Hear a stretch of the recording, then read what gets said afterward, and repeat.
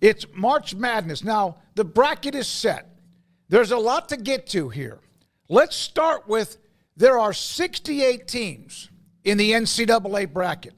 There are, I don't know how many, 20-something or maybe 25 to 30 conference champions that get in. Automatic qualifiers. No matter if you're the Southland Conference or you're the Big Ten.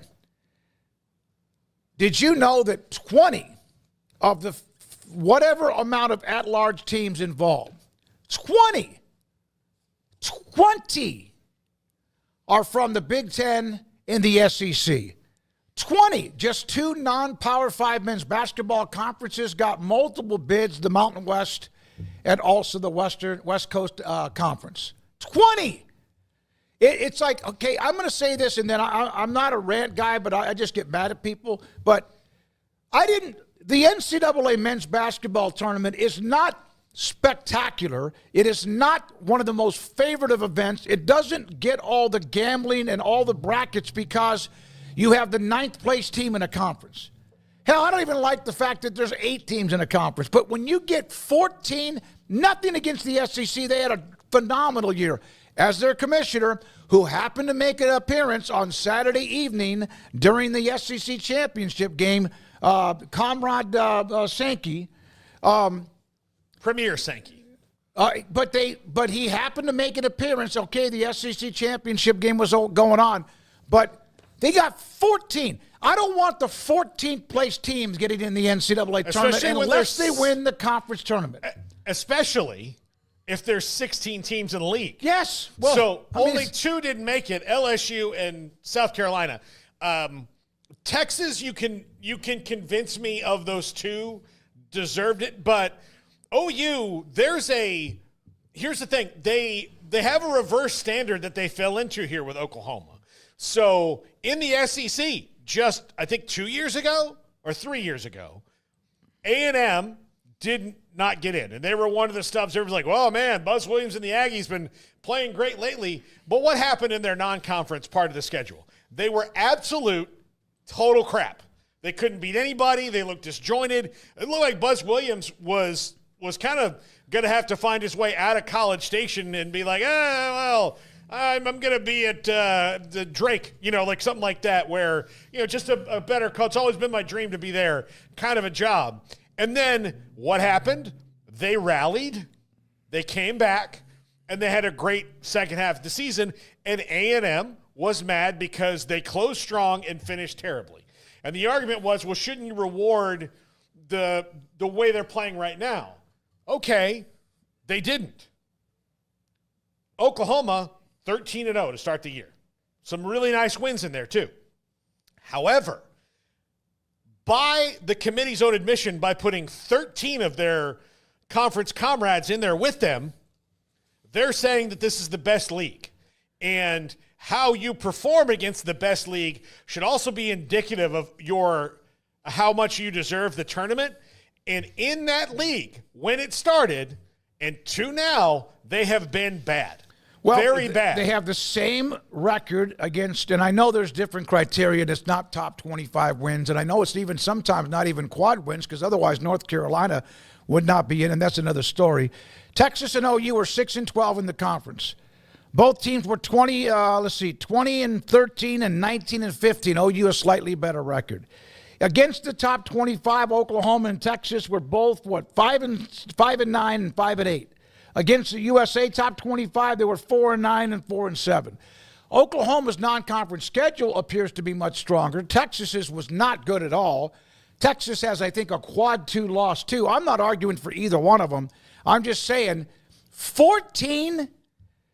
Is this why you watch the NCAA tournament? Now, if you're a Texas and OU fan, hey, great, you're in, and you never know, right? You never know.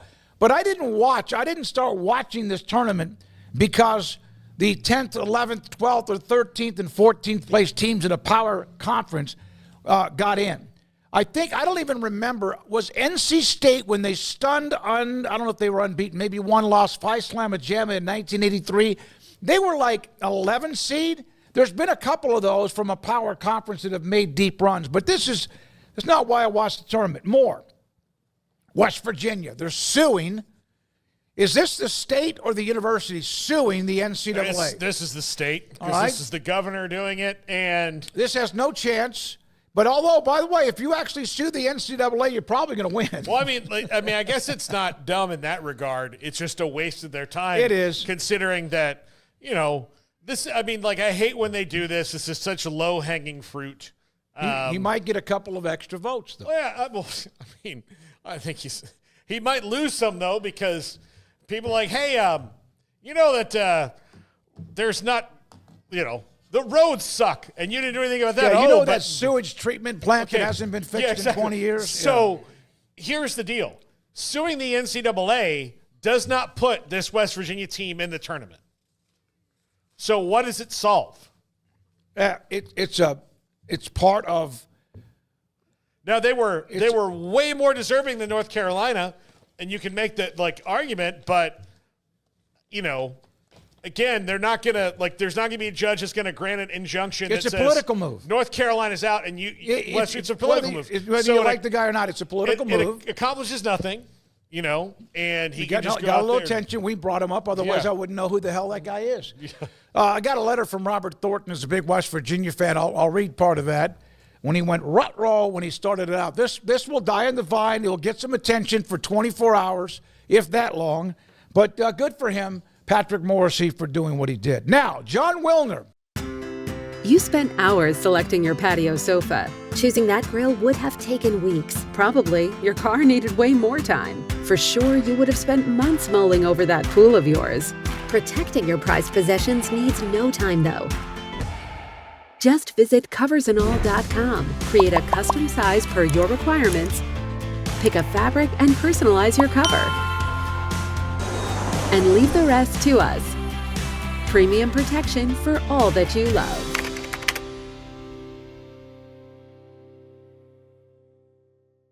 Our good friend, you will never convince me, despite any and all recusal policies where someone whose team is being discussed cannot be in the room, including Cunningham, the AD at North Carolina, that the roll committee chair doesn't have an impact on sentiment in the NCAA or in the room. It's just human nature. We saw it with the college football playoff, with Ward Manuel, Big Ten getting numerous benefits of the doubt. John Wilner with that nugget. I saw those who discussed it, and Cunningham was recused. It's like, despite Mack Rhodes being the college football playoff chairman now, I don't like it. I love Mack. I mean, he's always been really good with us and access. We've had some hard discussions with him. But when you have some sort of connection, that means you have a bias or there's a conflict of interest. And so this was the one. Paxton lost his mind on me, not on me, but texted me. You got to call him out. Well, there's others we can call out too. Here's the bottom line. I saw someone bring up quality of schedule, not strength of schedule, but quality of losses. They're 1-12. They had 13 chances to win one more, 12 other chances or whatever to win one more game. Yeah. It's a brand name. It's one of the bluest of the blue bloods in college football history, along with Duke and Kentucky and Kansas, etc. That is a brand. West Virginia had no chance, no matter if you think their resume is equal or better, of getting in ahead of Texas, Oklahoma, and North Carolina. Yeah.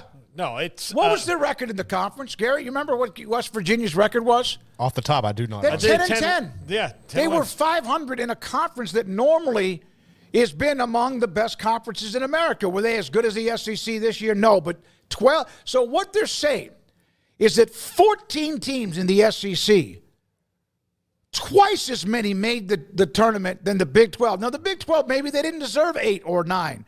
But the SEC, Paul, is getting twice as many teams in the tournament. 14 compared to the 7 from the Big 12. Yeah, I think it's... And I know you recuse yourself, but you're also there for a few days, and you probably can't help pitching yourself You're to having other drinks, people. or if they drink, you're having dinner. You're spending somebody some time. said you're bringing in ice cream. And here's the thing. The ACC this year, one of their worst years ever. Absolutely. Listening to Dickie V talk about it Yep. was interesting because he of course, Dickie V, we could call him right now, and you could say, tell me about St. Bonaventure. I want to know these three Here guys. it is. It's Dickie V right here. Yeah, the league's got to do a better job of handling NFL and transfer portal and get NIL. stronger. Yeah, NIL and transfer portal. The conference for years was the best, and I'm telling you right now, it has taken a real hit, and that's true. And they have 3 or 4 teams that deserve to make it, and I think they had 5 that got in if you count with North Carolina. And, they just weren't – North Carolina didn't earn it. And they won 8 of the last 10. Dean Smith earned it. They won 8 of the last 10. I saw that was – now, I will say this. They won 8 of the last 10, but – who, again, 1-12 against quad one. The ACC, with all due respect, it was always, other than maybe the Big East there for a while, the basketball conference. Sometimes, yes, somebody else would get better. Then you saw the Big 12 get better. Then SEC this year's really good. No one's arguing if they're not good or not. But they had 9 wins against a top 25 team. And maybe almost all of them were against each other in some particular way. It was now North Carolina. All the other metrics was the 1-12 though in quad one. All the other metrics, North Carolina had like a really good strength of schedule or whatever. Now, strength of schedule to me should be something considered, but that doesn't mean you still lose them all. Mm-hmm. Strength of schedule means okay, your schedule was really good because their non-conference schedule, etc. But don't you have to eventually win some damn games? Yeah. Yes. Mm-hmm. Otherwise, why are we playing the conference schedules? Why are we playing the season? What are we doing here? Now, I'll watch it, playing games tomorrow night, Wednesday night, and then, of course, Thursday, Friday, craziness. And then, but I did not start watching the NCAA tournament because of some power school that was 12th or 13th or 9th in their conference. I started watching it because NC State beat Phi Slamma Jamma, because Georgetown stunned defending national champion, Villanova stunned defending national champion Georgetown. I watched it because of George Mason, because of Bryce Drew at, oh my God, I just went blank. Valpo. That's why I watched the NCAA tournament. And that doesn't mean that now they want to go to 76. So you mean to tell me this year a team that was 1-12 against the quad won, 2 teams that were 6 and whatever they were in conference play in the SEC. So what's it going to add to the mix next year if they go to 68? This is the exact the argument we're having right now is exactly why they shouldn't, because when you get past even West Virginia, you have Boise State, who had a great record, but they didn't have a strong schedule. Right? So they're not in. Ohio State, who was 19-15. You have all these teams that were barely deserving of getting in the 64. We're going to put them in the 76? No, because those are the teams that the first ones out. We didn't go to the smaller bid or one big leagues and go, okay, Boise State is a great example. They were, 25-10 or something like that? Yeah. We didn't say, hey, you guys were 25-10, let's put you in. No. So are we going to do that with 76? Probably not, because it'll mean that, South Carolina would get in.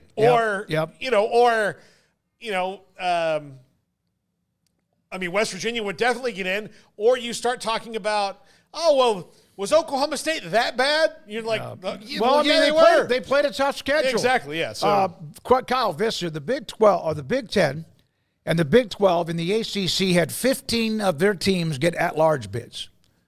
And that's 5 per league on average. Now, some had more than others. The Big 12, by the way, they had 6. The Big 10 had more than that, and then the ACC had 4. The SEC had 13 teams get an at-large bid. I'm not arguing how deep that conference was, because they were. It's almost though what I've said before, all their wins in quad one, a lot of them were against each other, but they had their non-conference record was stupid good. So it's not that we're saying the SEC wasn't a great conference this year. They were. And they might have 3 to 5 teams that could win the whole thing.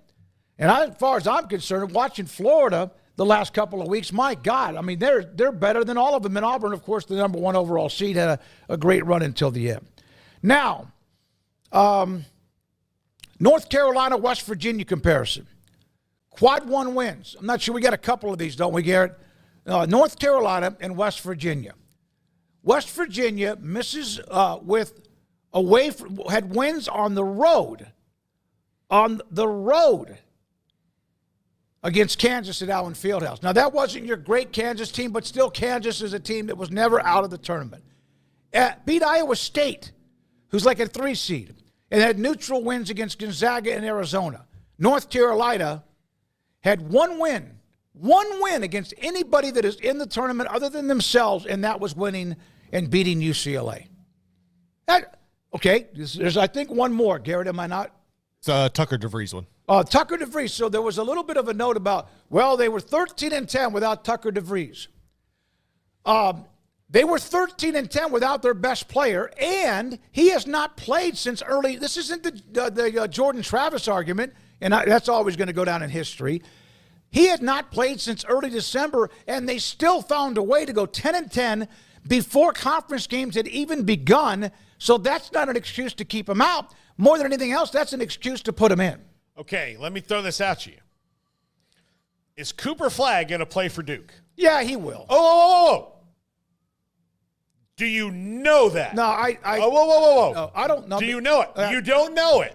Well, they just won the ACC championship without him. Yes. Okay. I'm not saying, but what I'm saying is he's injured, and the only thing that we have to go on is the word of Duke, who has no benefit at all, whether it's tournament seeding or anything, to telling anyone that Cooper Flagg is going to be out. Right. No. So here's the thing. We know Tucker DeVries is out. We've known he's out. We have no idea, except for the word of Duke, that's out. Hey, so you what? Watch. You don't put Duke in your mouth. This is Duke. I mean, this I know. But this no. is like the Holy I'm not Grail. Comparing Duke to West Virginia. I'm talking about. I'm talking about the injury argument. I know. What I'm saying is that we know, like, the Cooper Flagg thing doesn't matter, and the committee could have just said, look, with Cooper Flagg, yeah, I mean, Duke won the ACC. They're one of the best teams in the country. They proved it without him. We're not changing their thing whether he plays or not. Like, they could have just said that. But they didn't say that. They said Tucker DeVries' injury matters and Cooper Flagg's does not. Now, but we don't know. Like, that's the thing. And so all we have is Duke's word. And that's why it's a conflict of, like, they're using excuses. Yeah, I saw there was another team that had a player who may not play who's really good too. Well, hey, look, how effective is Jawan Roberts going to be for Houston? For Houston, yeah.